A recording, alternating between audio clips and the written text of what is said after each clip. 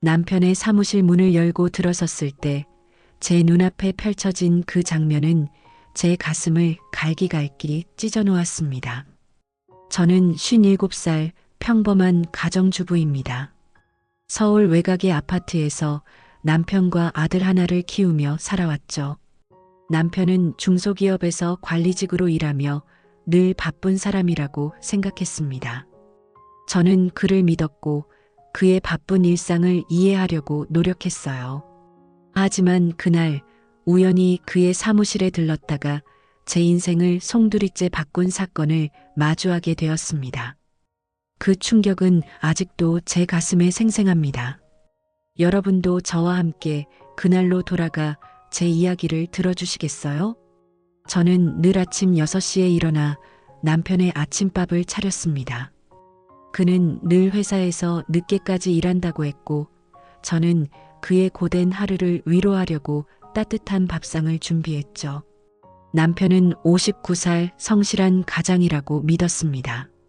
30년 가까이 함께 살면서 그는 늘 집에 충실했어요. 적어도 저는 그렇게 생각했죠.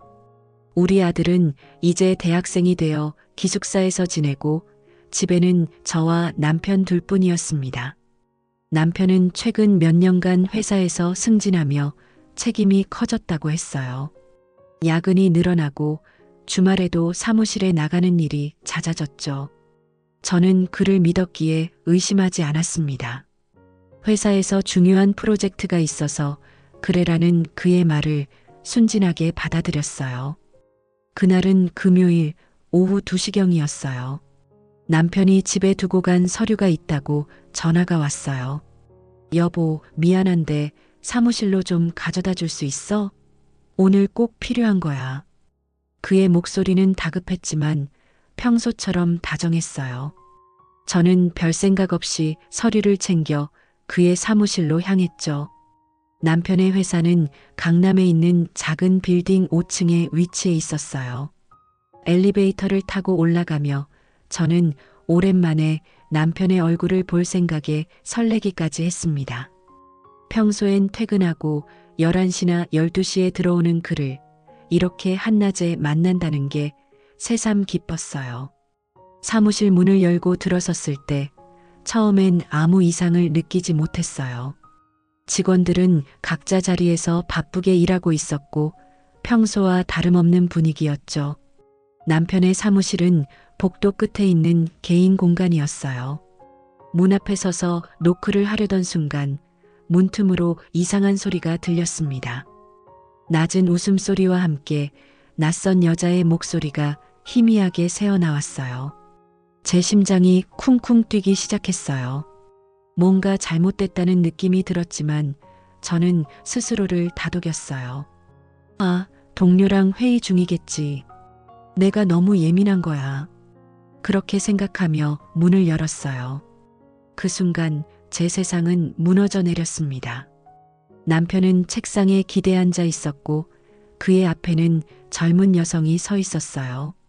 그녀는 20대 후반으로 보였고 화려한 옷차림에 긴 머리를 늘어뜨린 채 남편의 넥타이를 만지작거리고 있었죠. 두 사람은 서로를 바라보며 웃고 있었고 그 분위기는 도저히 업무적인 대화라고 볼 수 없었어요. 저를 본 남편의 얼굴은 순식간에 하얗게 질렸습니다. 여보, 당신 왜 여기에? 그의 목소리는 떨리고 있었어요. 그 여자는 당황한 듯 한 발짝 물러섰지만 눈빛은 당당했어요. 저는 말을 잇지 못하고 그 자리에 얼어붙었습니다. 이게 뭐야? 겨우 입에서 나온 말이었어요. 남편은 급하게 자리에서 일어나며 변명했어요. 아니, 이건 오해야. 그냥 회사 동료랑 이야기하던 거야. 하지만 그의 떨리는 눈빛은 거짓을 말하고 있었어요. 그 여자는 아무 말 없이 가방을 챙겨 사무실을 나갔고 저는 남편과 단둘이 남았어요. 저는 믿고 싶지 않았어요. 30년을 함께한 남편이, 내가 믿었던 그 사람이 나를 배신했을 거라고는 상상도 못했죠. 하지만 그의 어색한 변명과 죄책감 가득한 표정은 모든 걸 말해주고 있었어요. 그날 집으로 돌아온 저는 아무것도 할 수 없었어요. 남편은 저녁 10시가 지나서야 들어왔고 평소처럼 아무 일 없었다는 듯 행동했어요. 오늘 좀 바빠서 정신없었어. 저녁은 먹었어? 그의 태연한 말투에 화가 치밀었지만 저는 차마 따질 용기가 나지 않았어요. 가슴이 터질 것 같았지만 저는 조용히 방에 들어가 문을 잠갔다. 그날 밤 저는 잠을 이루지 못했어요. 남편의 배신, 그리고 그 여자의 당당한 눈빛이 계속 머릿속을 맴돌았죠. 다음 날 아침 남편이 출근한 후 저는 그의 전화기를 확인해 봤어요. 평소엔 절대 하지 않던 일이었지만 의심이 걷잡을 수 없이 커졌기 때문이에요. 메시지 앱을 열어보니 그 여자와의 대화가 고스란히 남아 있었어요. 오늘 밤에 어디서 만날까? 당신이랑 있으면 시간이 너무 빨리 가. 그런 메시지들은 제 가슴을 칼로 찌르는 듯 했어요. 대화는 몇 개월 전부터 시작된 것으로 보였어요. 적어도 6개월 동안 남편은 저를 속이고 다른 여자와 미래를 즐기고 있었던 거예요. 저는 혼란스러웠어요. 이혼을 해야 하나, 그냥 모른 척 살아야 하나. 아들을 생각하니 눈물이 났어요. 우리 아들은 아직 대학생이고 가정의 평화를 원했어요. 하지만 남편의 배신을 알면서도 아무 일 없었다는 듯 살아갈 자신이 없었어요. 그날 저는 오랜 친구에게 전화해 모든 걸 털어놓았어요. 친구는 차분히 제 이야기를 듣더니 말했어요. 너 지금 너무 혼란스러울 거야. 섣불리 결정하지 말고 일단 너 자신부터 챙겨. 친구의 말에 저는 조금씩 마음을 가라앉혔어요. 며칠 뒤 저는 남편과 대화를 나누기로 결심했어요. 저녁 7시 식탁에 마주 앉아 저는 조용히 물었어요. 당신 그 여자랑 무슨 사이야? 남편은 당황한 표정으로 고개를 저었어요. 무슨 소리야? 그건 그냥 동료일 뿐이야. 하지만 그의 눈은 저를 피하고 있었어요. 저는 더 이상 참을 수 없었어요. 내가 다 봤어. 당신 전화기도 확인했어. 더 거짓말하지 마. 그제야 남편은 고개를 숙이고 입을 열었어요. 미안해, 내가 잘못했어. 그 여자는 그냥 잠깐 만난 거야. 진심이 아니야. 그의 말은 제 상처를 더 깊게 만들 뿐이었어요. 잠깐 만난 거라고? 6개월이나 나를 속인 게 잠깐이라고? 저는 눈물을 참으며 소리쳤어요. 남편은 계속 사과했지만 그의 말은 더 이상 제게 와닿지 않았어요. 저는 그 자리에서 일어나 방으로 들어갔고 그날 밤 우리는 한마디도 나누지 않았어요. 그 사건 이후 우리 집은 냉랭한 공기만 가득했어요. 남편은 매일 사과했지만 저는 그를 용서할 준비가 되어 있지 않았어요. 저는 혼자 고민하며 시간을 보냈어요. 이혼을 하면 경제적으로 힘들 거라는 생각이 들었어요. 현재 2025년 기준 서울에서 혼자 생활하려면 적어도 월 300만 원 이상의 생활비가 필요했어요. 저는 전업주부로 오랫동안 일을 하지 않았기 때문에 당장 일자리를 구하는 것도 쉽지 않았죠. 남편의 월급은 500만 원 정도였고 그 돈으로 아들 학비와 생활비를 충당했어요. 이혼하면 그 모든 걸 혼자 감당해야 했어요. 하지만 이대로 남편과 살면서 매일 의심과 불신 속에 살아갈 자신이 없었어요. 그러던 중 우연히 인터넷에서 이혼 상담 카페를 발견했어요. 비슷한 상황을 겪은 여성들의 이야기를 읽으며 저는 조금씩 용기를 얻었어요. 한 여성은 남편의 외도 후 이혼하고 새로운 삶을 시작했다고 했어요. 그녀는 50대에 요양보호사 자격증을 따고 일 시작하면서 경제적으로 독립했다고 했죠. 그 이야기를 읽으며 저도 뭔가 할 수 있지 않을까라는 희망이 생겼어요. 저는 곧바로 근처 직업훈련원에 전화해 자격증 과정에 대해 문의했어요. 요양보호사 과정은 3개월 동안 주 3회, 오전 9시부터 오후 4시까지 진행된다고 했어요. 비용은 약 100만 원이었지만 정부 지원으로 절반을 환급받을 수 있었어요.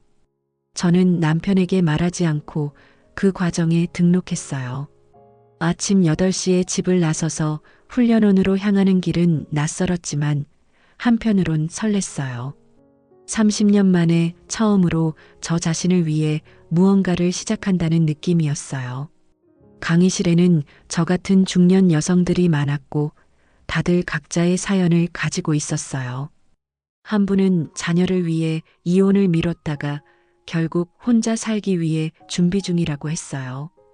또 다른 분은 남편의 폭력 때문에 새 삶을 꿈꾼다고 했죠. 그들의 이야기를 들으며 저는 혼자가 아니라는 위로를 받았어요. 3개월 후 저는 요양보호사 자격증을 취득했어요. 곧바로 요양원에서 일자리를 구했고 주 5일 근무로 월 200만 원 정도의 급여를 받기 시작했어요. 비록 적은 돈이었지만 제 힘으로 번 첫 월급을 손에 쥐었을 때의 기쁨은 말로 표현할 수 없었어요.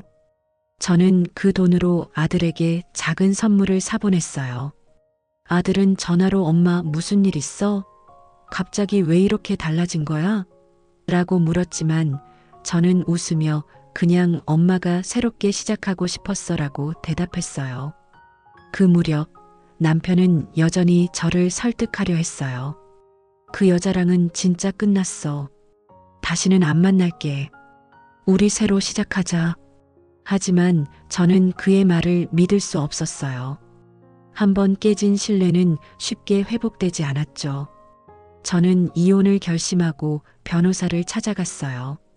변호사는 재산 분할과 위자료를 받을 수 있다고 했어요. 남편 명의로 된 아파트는 약 5억 원 가치였고 그 절반을 분할받을 가능성이 높았어요. 위자료는 약 500만 원에서 1000만 원 정도 예상된다고 했죠. 저는 그 돈으로 새 삶을 시작할 수 있을 거라 믿었어요. 이혼 소송을 준비하면서도 저는 요양원에서 열심히 일했어요. 환자들을 돌보며 저는 점점 자신감을 찾아갔어요.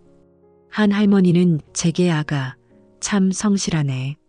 당신 덕에 마음이 편해라고 하셨고 그 말에 저는 눈물이 날 뻔했어요. 누군가에게 필요한 사람이 된다는 느낌은 오랜만이었어요. 일이 끝나고 집에 돌아오면 피곤했지만 마음은 가벼웠어요. 남편과는 이제 거의 대화하지 않았고 각자 방에서 따로 지냈어요. 그는 여전히 사과했지만 저는 이미 마음의 문을 닫은 뒤였어요. 요양원에서 일을 시작한 지 3개월이 지났을 때 저는 점점 안정감을 찾아갔어요. 매일 아침 8시에 출근해 환자들을 돌보며 하루를 보냈죠. 일이 힘들 때도 있었지만 환자들의 미소와 따뜻한 말 한마디가 저를 버티게 했어요.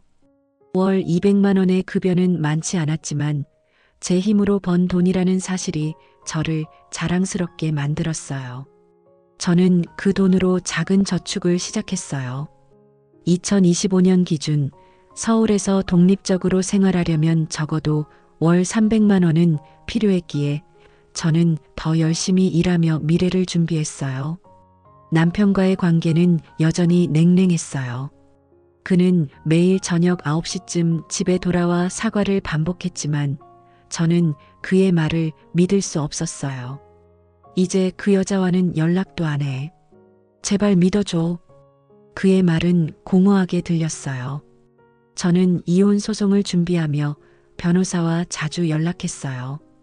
변호사는 재산 분할로 아파트의 절반, 약 2억 5천만 원을 받을 가능성이 높다고 했어요.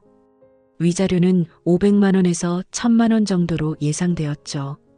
저는 그 돈으로 작은 원룸을 얻고 새 삶을 시작할 계획을 세웠어요. 서울 외곽의 원룸 보증금은 약 5천만 원, 월세는 50만 원 정도였으니 충분히 가능할 거라 믿었어요. 그러던 어느 날 요양원에서 뜻밖의 소식을 들었어요. 같이 일하던 동료가 저를 불러 말했어요. 언니, 혹시 남편분 회사에서 젊은 여직원과 문제 있었던 거 아는 사람들 많아요? 그 말에 심장이 덜컥 내려앉았어요. 뭐, 그게 무슨 소리야? 동료는 조심스럽게 말을 이어갔어요. 동네에서 소문이 좀 돌았어요. 언니 남편이 회사에서 젊은 여직원과 가깝게 지냈다고 몇몇 환자 가족들도 그 얘기 하더라고요. 저는 충격을 받았어요. 남편의 외도가 단순히 개인적인 일이 아니라 이미 동네 사람들 사이에 소문으로 퍼져 있었다니요. 그날 저녁 저는 남편에게 따져 물었어요. 당신 회사에서 무슨 짓을 한 거야? 동네 사람들이 다 소문내고 있어. 남편은 당황한 표정으로 부인했어요. 그건 터무니없어. 누가 그런 거짓말을 퍼뜨린 거야? 하지만 그의 떨리는 목소리는 또다시 거짓을 말하고 있었어요. 저는 더 이상 참을 수 없었어요. 이제 그만해. 당신 때문에 내가 얼마나 창피한 줄 알아? 그날 밤 저는 짐을 싸서 아들 기숙사 근처의 작은 원룸으로 이사 갔어요. 보증금 3천만 원, 월세 40만 원짜리 방이었지만 제게는 자유의 시작이었어요. 원룸에서의 첫날 밤 저는 오랜만에 홀가분한 마음을 느꼈어요. 남편의 그림자에서 벗어나니 숨통이 트이는 기분이었죠. 하지만 동시에 두려움도 밀려왔어요. 앞으로 혼자 살아갈 생각을 하니 막막했어요. 아들에게 전화해 이 사실을 알렸어요. 엄마, 갑자기 왜 그래? 아빠랑 무슨 일이야? 아들은 놀란 목소리로 물었어요. 저는 차분히 설명했어요. 아들, 엄마는 이제 아빠와 따로 살 거야. 엄마도 나만의 삶을 살아보고 싶어? 아들은 한동안 말이 없더니 엄마, 내가 도울게. 걱정하지 말라고 했어요. 그 말이 큰 위로가 되었어요. 요양원 일은 점점 익숙해졌고 저는 새로운 목표를 세웠어요. 요양보호사 1급 자격증을 따서 더 나은 일자리를 구하는 거였죠. 1급 자격증은 추가로 6개월 교육을 받아야 했고 비용은 약 150만 원이었어요. 정부 지원으로 일부를 충당할 수 있었지만 나머지는 제가 직접 부담해야 했어요. 저는 저축한 돈과 월급에서 조금씩 떼어 교육비를 마련했어요. 그 과정에서 만난 동료들은 저와 비슷한 아픔을 가진 사람들이 많았어요. 한 동료는 남편의 외도로 이혼하고 혼자 딸을 키웠어. 지금은 간호조무사로 일하면서 새 삶을 살고 있어라고 했어요. 그녀의 이야기는 제게 큰 힘이 되었어요. 그러던 중 남편에게서 뜻밖의 연락이 왔어요. 여보, 제발 돌아와. 내가 다 잘못했어. 그 여자와는 정말 끝났어. 그의 목소리는 절박했지만 저는 단호하게 대답했어요. 이제 나도 내 길을 갈 거야. 당신도 당신 인생 살아. 전화를 끊고 나니 눈물이 났지만 한편으론 후련했어요. 저는 더 이상 그의 사과에 흔들리고 싶지 않았어요. 그날 밤 저는 오랜만에 일기를 썼어요. 나는 이제 나를 위해 산다. 더 이상 누구의 아내, 누구의 엄마가 아닌 나 자신으로 살고 싶다. 며칠 후 변호사로부터 연락이 왔어요. 이혼 소송이 본격적으로 시작되었고 남편이 재산 분할에 동의하지 않는다고 했어요. 그는 아파트의 절반을 나누는 대신 월 100만 원의 생활비를 주겠다고 제안했어요. 하지만 저는 그 제안을 거절했어요. 저는 제 몫을 당당히 받을 거예요. 그게 제가 새 삶을 시작하는 첫걸음이에요. 변호사는 저의 결심을 지지하며 소송을 강하게 밀어붙였어요. 소송 과정은 길고 힘들었지만 저는 포기하지 않았어요. 요양원에서 일하면서 저는 새로운 사람들을 만났어요. 한 환자 할아버지는 제게 아가, 참 따뜻해. 당신 같은 사람이 있어서 내가 하루하루 버틸 수 있어라고 하셨어요. 그 말에 저는 눈물이 날 뻔했어요. 남편에게 배신당했던 상처가 조금씩 아물어가는 느낌이었죠. 저는 점점 더 자신감을 찾았고 동료들과도 깊은 우정을 쌓아갔어요. 특히 한 동료는 저와 나이가 비슷했는데 그녀도 남편의 외도로 이혼한 경험이 있었어요. 처음엔 세상이 무너진 줄 알았지. 근데 지금은 이렇게 웃으며 살아.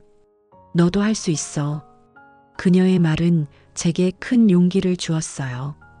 그러던 어느 날 아들이 기숙사에서 저를 찾아왔어요.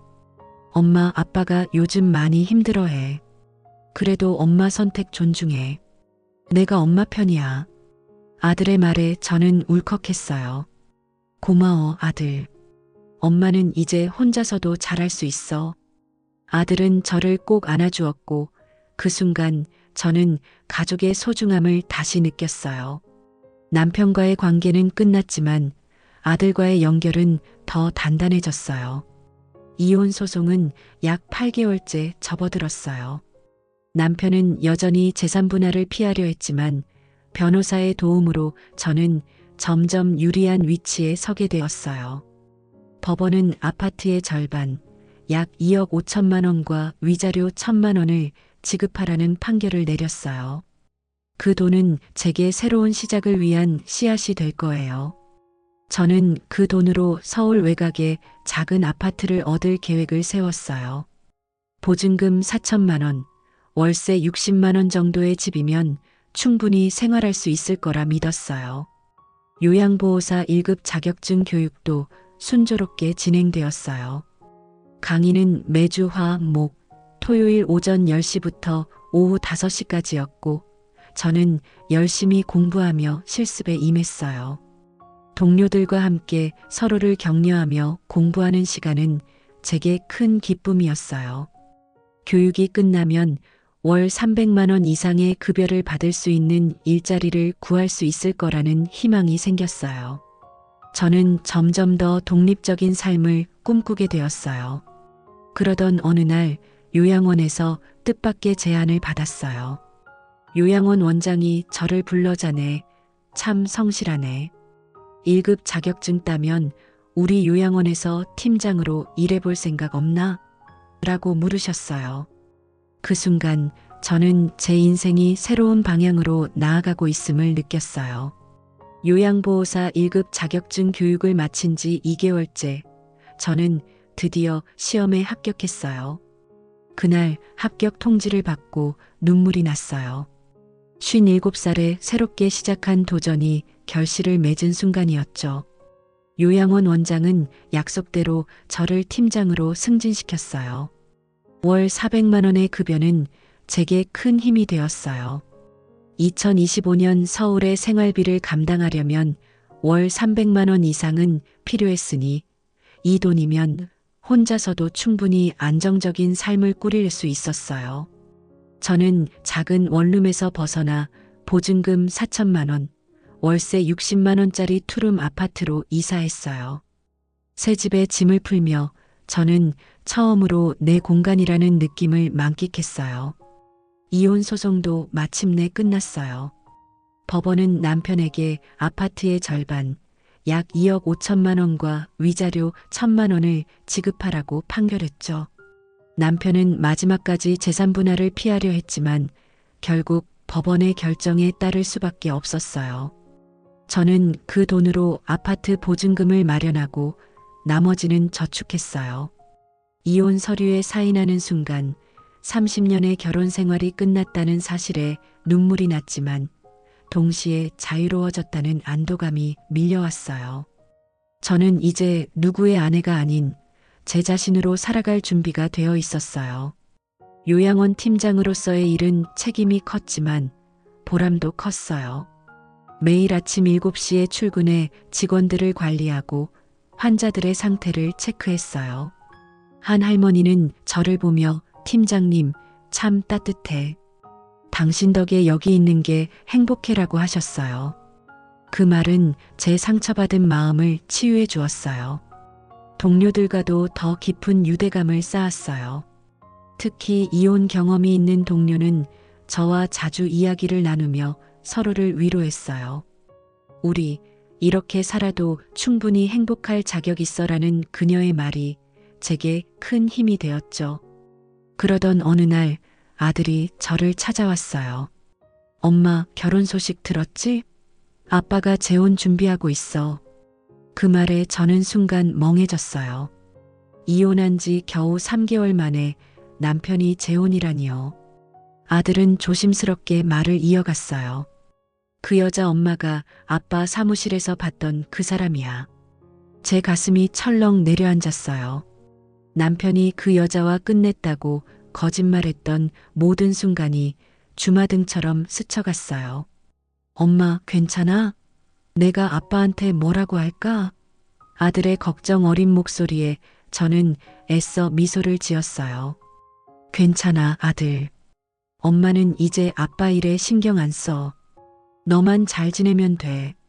하지만 솔직히 말하면 그 소식은 제게 큰 충격이었어요.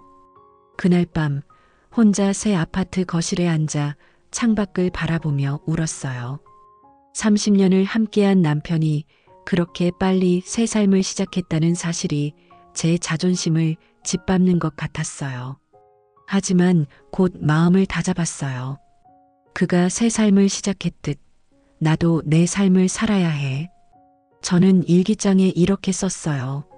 나는 이제 과거에 얽매이지 않는다. 내 행복은 내가 만든다. 그 결심은 저를 다시 일으켜 세웠어요. 요양원에서 일하며 저는 새로운 꿈을 꾸기 시작했어요. 요양보호사로 일하면서 만난 노인들의 이야기를 책으로 쓰고 싶다는 생각이 들었죠. 그들의 삶은 각기 다른 아픔과 기쁨으로 가득했어요. 한 할아버지는 젊은 시절 사랑했던 여인을 전쟁 때문에 잃었다고 했고, 한 할머니는 자식들에게 버림받았지만 웃으며 살아가는 법을 배웠다고 했어요. 그 이야기들은 제게 큰 감동을 주었고, 저도 누군가에게 위로가 되는 이야기를 나누고 싶었어요. 저는 퇴근 후 저녁 9시부터 10시까지 시간을 내어 글을 쓰기 시작했어요. 처음엔 서툴렀지만 점점 이야기가 쌓여갔어요. 그러던 중 요양원에서 뜻밖의 위기가 찾아왔어요. 요양원의 재정 상태가 악화되면서 직원 일부를 감축해야 한다는 소식이 전해졌어요. 원장은 저를 불러 팀장님, 자네는 성실해서 꼭 남겨두고 싶지만 상황이 너무 어렵네라고 했어요. 그 말에 심장이 쿵쿵 뛰었어요. 겨우 찾은 안정적인 일자리가 사라질지도 모른다는 두려움이 밀려왔죠. 저는 원장에게 간곡히 부탁했어요. 원장님, 저 이 일 정말 소중해요. 어떻게든 도울 방법이 있으면 말씀해 주세요. 원장은 한숨을 쉬며 일단 몇 달 버텨보자고. 하지만 장담은 못해라고 했어요. 그 소식을 듣고 집에 돌아온 저는 잠을 이루지 못했어요. 월 400만 원의 급여가 끊기면 월세와 생활비를 감당하기 어려웠어요. 저축한 2억 5천만 원이 있었지만 그 돈은 미래를 위해 아껴두고 싶었어요. 저는 다른 일자리를 알아보기 시작했어요. 인터넷에서 요양보호사 구인 공고를 검색하며 이력서를 보냈어요. 다행히 서울 시내의 한 대형 요양병원에서 면접 제안을 받았어요. 그곳은 월 350만 원의 급여에 주말 근무 수당까지 제공한다고 했어요. 면접은 다음 주 화요일 오전 10시로 잡혔죠. 면접을 준비하며 저는 다시 용기를 냈어요. 내가 이렇게까지 왔는데 여기서 무너질 순 없어. 면접 당일 저는 단정한 옷차림으로 병원에 갔어요.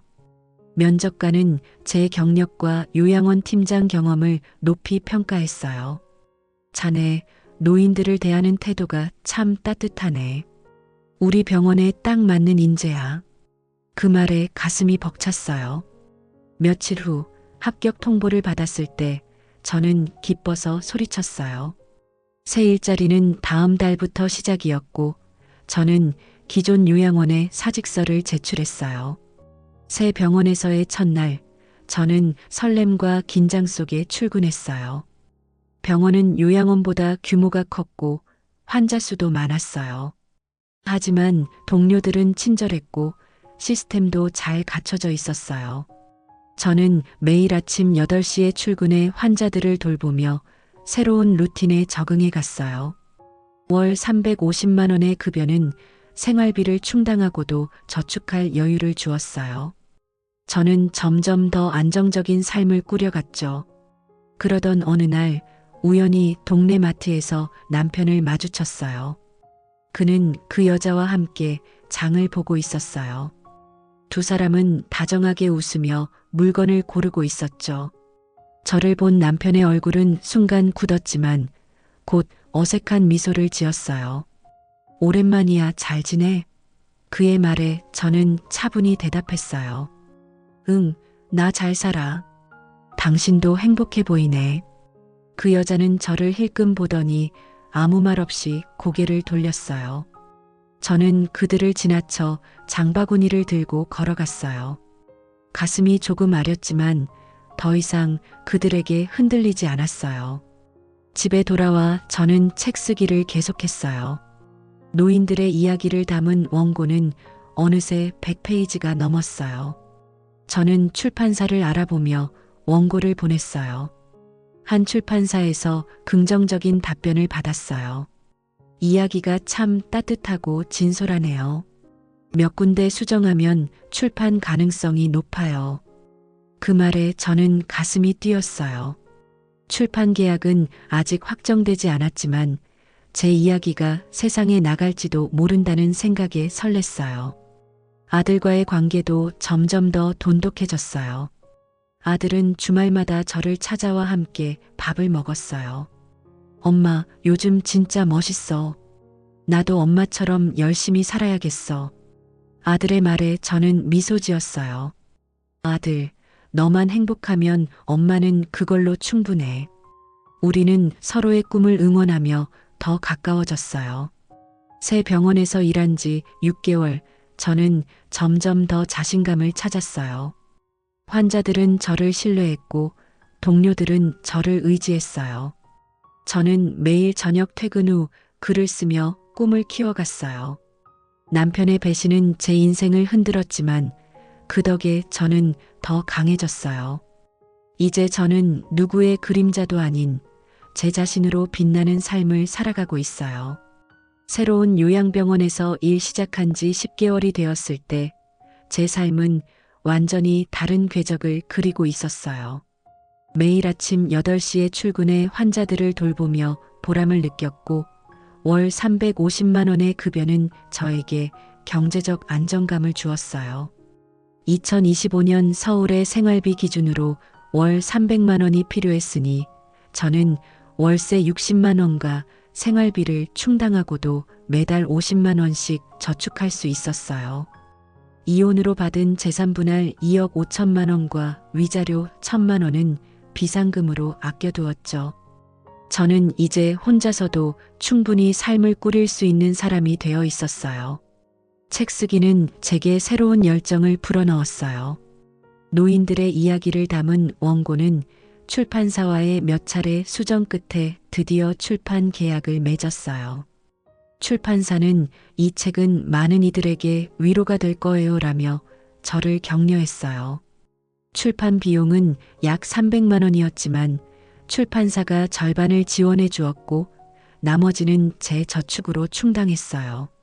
책이 출간되던 날 저는 서점에서 제 책을 손에 들고 눈물을 흘렸어요. 57살에 처음으로 제 이름이 적힌 책을 세상에 내놓았다는 사실이 믿기지 않았죠.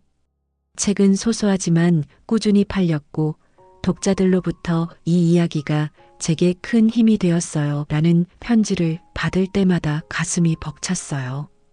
아들과의 관계도 점점 더 따뜻해졌어요. 아들은 이제 대학 졸업을 앞두고 있었고 주말마다 저를 찾아와 함께 시간을 보냈어요. 어느 날 아들이 저를 보며 말했어요. 엄마, 책 정말 잘 썼어. 나도 엄마처럼 멋진 사람 되고 싶어. 그 말에 저는 웃으며 대답했어요. 아들, 너는 이미 충분히 멋져. 그냥 내 길을 가. 아들은 제 손을 잡으며 엄마 아빠 일 때문에 많이 힘들었지? 미안해. 내가 더 일찍 엄마 편이었어야 했어라고 했어요. 저는 고개를 저으며 너만 곁에 있으면 엄마는 다 괜찮아라고 했죠. 그 순간 우리는 서로에게 가장 큰 힘이 되어 주었어요. 하지만 세상의 시선은 여전히 따가웠어요. 동네에서 저를 아는 사람들은 여전히 수군거렸어요. 저 여자 남편이 외도했는데도 잘 살아라거나 이혼하고 책까지 냈다던데 참 대단하다는 말들이 들려왔어요. 어떤 이들은 호기심 어린 눈빛으로, 어떤 이들은 비판적인 시선으로 저를 바라봤죠. 처음엔 그런 시선이 신경 쓰였지만 이젠 웃어넘길 수 있었어요. 내가 행복하면 그걸로 충분하지. 저는 그렇게 마음을 다잡았어요. 그러던 어느 날 뜻밖의 연락이 왔어요. 남편에게서 온 전화였죠. 만나서 이야기하고 싶어. 부탁이야. 그의 목소리는 떨리고 있었어요. 저는 망설였지만 결국 약속 장소로 나갔어요. 강남의 한 카페. 오후 2시에 만난 그는 예전보다 많이 초췌해 보였어요. 미안해, 재혼 생활이 생각처럼 행복하지 않아. 당신이 그립다. 그의 말에 저는 차분히 대답했어요. 당신은 당신 선택을 했고 나는 내 길을 가고 있어. 이제 와서 후회해도 늦었어. 남편은 고개를 숙였지만 저는 더 이상 그에게 마음이 흔들리지 않았어요. 잘 살아. 나도 잘 살게. 그렇게 말하고 카페를 나왔어요. 그날 저는 진정으로 과거를 내려놓았어요. 여러분, 인생에서 가장 큰 아픔을 겪어도 우리는 다시 일어설 수 있어요. 저는 그걸 제 삶으로 증명했어요. 사랑했던 사람에게 배신당한 상처, 세상의 차가운 시선, 그리고 경제적 어려움 속에서도 저는 포기하지 않았어요. 여러분도 지금 어떤 아픔을 겪고 있다면 제 이야기를 기억해 주세요. 당신도 충분히 강하고 새로운 시작을 할 자격이 있어요. 제 이야기를 끝까지 들어주셔서 감사합니다. 여러분의 삶에도 따뜻한 봄이 찾아오길 간절히 바랍니다.